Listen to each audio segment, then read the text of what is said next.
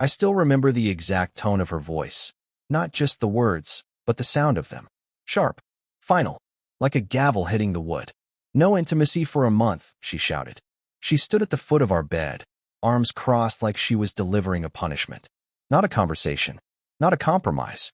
A verdict. And I stood there, shirt half off, a little stunned, like I'd just been slapped with a wet towel.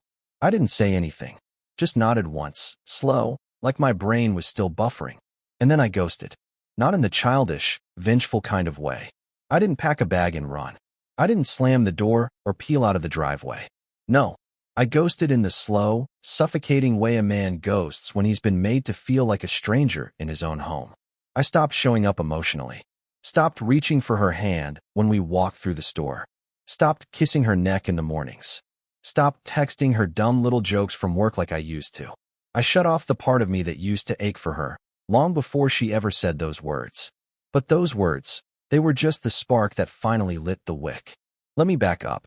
My name's Ben, 37 years old, living just outside St. Paul. I run a small contracting business, drywall, framing, minor remodels. Long days, sore hands. Good pay if I chase the hours hard enough. I'm not flashy. Never needed to be. I was raised on the idea that love was work. That showing up, day in, day out, mattered. And I did show up. To our marriage, to our home, to her. Her name's Elise. Or was. Feels weird saying her name now, like it doesn't belong to the woman who used to fall asleep with her head on my chest, whispering about the kids we'd maybe have. We'd been together 8 years. Married 6. It wasn't perfect, I mean, what is? But it was real. At least I thought it was. The first few years, we were electric. Touch came easy. Affection wasn't something to ask for. It just lived between us. In the way she'd reach for me while brushing her teeth, or sneak up behind me while I grilled, pressing her body into mine like we were still in that first hazy month of dating. But something changed. Maybe around year 5. Maybe earlier. I don't know. She got more distant. The touch became less frequent. Conversations turned into logistics. Affection felt scheduled. I'd try. I did. I tried for so damn long.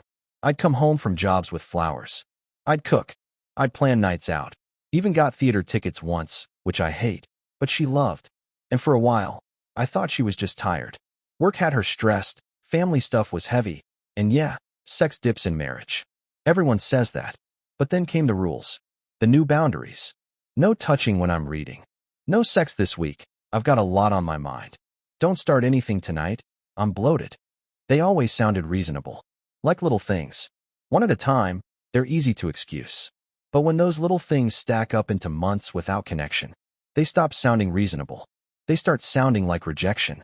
Then that night, the night she yelled, it was like she'd finally said what she'd been feeling all along. She wasn't trying to work through it. She wasn't trying to connect. She was trying to control. So I ghosted. Emotionally. Mentally. I stayed in the house. I slept beside her. I still made her coffee.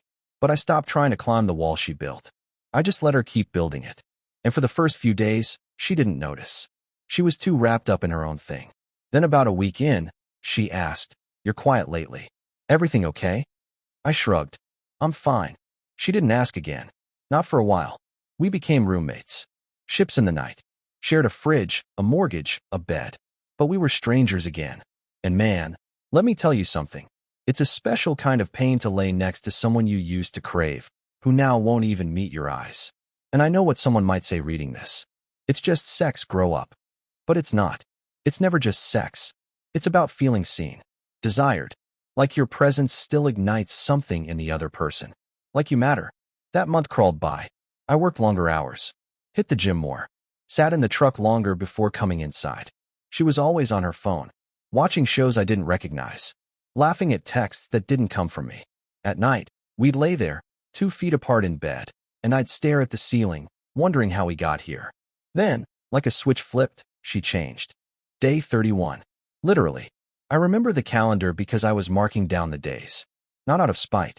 Just to remind myself I wasn't crazy. She came home with takeout. My favorite, ribs from that little joint near the river. Brought beer. Wore a low-cut top she hadn't pulled out in months. I was wary. We ate in silence mostly. Then she started asking about work. Asking how I'd been. And then she said, "I've been thinking a lot. I miss us." I chewed slowly, took a sip of beer, and nodded. She reached for my hand. I think I was too harsh. I didn't mean to shut you out like that. I've been stressed. But I want to try again. I looked at her, and for a moment, I saw the version of her I used to love. The girl who danced barefoot in the kitchen, who used to fall asleep mid-sentence with her hand tangled in mine. But that version of her hadn't shown up for a long, long time. And I had changed too. So I let go of her hand gently and said, "You changed your mind?" She looked confused. "Yeah, I guess. I miss you." I nodded again. "I'm glad you realized that. I really am." And then I stood up, walked to the hallway, grabbed my overnight bag, the one I'd packed 3 days earlier, and slung it over my shoulder. "Where are you going?" she asked, voice rising. I looked back once. Not with anger. Just calm. "You yelled no intimacy for a month." So I listened. And in that silence, I found peace I hadn't felt in years. "I'm not mad. But I'm not staying, either." She froze.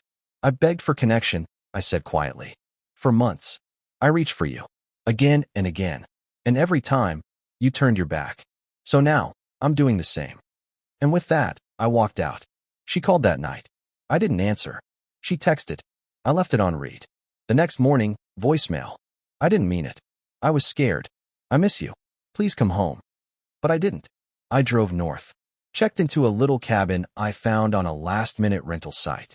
Firewood out front. Tiny kitchen. No internet. Just silence. I sat on the porch with a coffee that first morning and listened to the wind move through the trees. And for the first time in months, I didn't feel small. I didn't feel invisible. I felt like myself again. The first night in that cabin, I slept like the dead. No half-awake tossing. No staring at the ceiling wondering if I should roll over and try again. Just sleep. Deep and dreamless. The kind that resets something inside you. The next morning, I brewed coffee on the tiny gas stove and sat on the front porch with a blanket over my shoulders. It was cold, early spring in Minnesota kind of cold, but I didn't mind. The silence was a balm. I didn't need answers. I didn't need to talk. I just needed space. I stayed there for 3 days. No phone. No news. Just a stack of old paperbacks I found in the corner of the cabin and my thoughts. Every now and then, I'd hear my phone buzz from inside, tucked away in my duffel bag. I didn't check it. I didn't need to. I already knew what it would say. Her voice from that last night kept replaying in my head. I changed my mind. Like I was a coat she tried on and didn't like until the weather changed. But I wasn't mad. That was the strangest part. I think I'd already grieved her months ago. Grieved the version of her I fell in love with. The girl who used to pull me back into bed when I got up too early. Who used to sneak up behind me in the garage and wrap her arms around my waist like it was the most natural thing in the world. That girl had been gone a long time. The one who yelled, "No intimacy for a month." That was someone else. Someone harder. Someone I couldn't reach anymore. By the 4th day, I turned my phone back on. 12 missed calls. 3 voicemails. A string of texts. "Can we talk?" "I'm sorry. I overreacted. I didn't know you'd actually leave. Please just tell me you're okay. You're being so cold, this isn't like you." And that last one? That one made me laugh. Because cold was exactly how she'd been for months. She just wasn't used to the mirror. I came back to the house on a Tuesday. It was early afternoon. Her car wasn't in the driveway. I had timed it that way on purpose. I walked through the front door, slow, quiet, like I was stepping into a museum of a life I used to love. Everything looked the same, but it didn't feel the same. There was a note on the table. "We need to talk. I'm so sorry." I didn't write back. I just moved. Packed the rest of my things. Took my tools from the garage. Cleared out the bottom drawer of the dresser that had been mine since we moved in. I didn't take the pictures. Didn't take the souvenirs from our trips. Let her keep the memories. I just wanted my peace. She came home while I was loading the truck. I heard the tires crunch the gravel. She stepped out, slowly, like she was walking into a dream she didn't understand. "Ben," she said. I turned, arms full of clothes on hangers. Her eyes were glassy, red-rimmed. "You're really leaving?" I nodded once. "I thought we could talk," she said. "We can," I replied. "But talking doesn't fix what's already dead." She flinched. Like I hit her. "I was overwhelmed," she said. "I didn't mean what I said that night." I looked her dead in the eye. "But you said it. Loud. Clear. And you meant it enough to throw it at me like a punishment." "I was hurt," she said. "You weren't trying anymore." "No," I said, setting the hangers in the back seat. I stopped trying. After months of being shut out, dismissed, made to feel like I was some desperate dog begging for scraps. You told me not to touch you. You drew a line. I just stayed on my side of it. She was crying now, but I changed my mind. And there it was again. That sentence. I sighed. Elise, I didn't leave because of what you said that night. I left because of everything that came before it. The silence. The indifference. The way you made me feel like a burden for wanting connection. She reached for me. We can fix this. I stepped back. No, we can't. Because I'm not chasing love anymore. I'm not begging to be seen. Do you still love me? She whispered. And that made my chest ache. I wanted to say yes. But instead, I told the truth. I don't know who you are anymore. We stood there in silence, the spring wind pushing between us. Finally, I said, take care of yourself. Then I got in the truck and drove away. The first few weeks were hard, not because I missed her, but because I missed who she used to be. That's the cruel part of heartbreak. It isn't just about losing the person. It's about losing the hope that they'd come back to you, that the warmth you remember wasn't just a lie. I got a small place above a hardware store. 1 bedroom. Quiet. Started going back to the gym. Took weekend fishing trips by myself. I called my brother again. Hadn't spoken to him in 2 years over something stupid. Started cooking for one. Watching old movies. Writing again. Just scribbles in a notebook, but it helped. And slowly, I stopped checking my phone. Stopped wondering what she was doing. Stopped missing a version of love that had stopped choosing me. She texted a few times. I wish things were different. Do you ever think about what we had? I miss your laugh. But I didn't respond. Because here's the thing. You can't unburn a bridge just because you regret lighting the match. You can be sorry. You can cry. You can beg. But if someone starves you long enough, they don't get to act surprised when you stop showing up to the table. 6 months later, I saw her. I was at the grocery store, pushing a cart with paint-stained hands, picking up eggs and bread. She turned the corner near the produce aisle, stopped dead in her tracks. She looked smaller somehow. Tired. Ben, she said. Soft. I nodded. Hey. You look good, she said.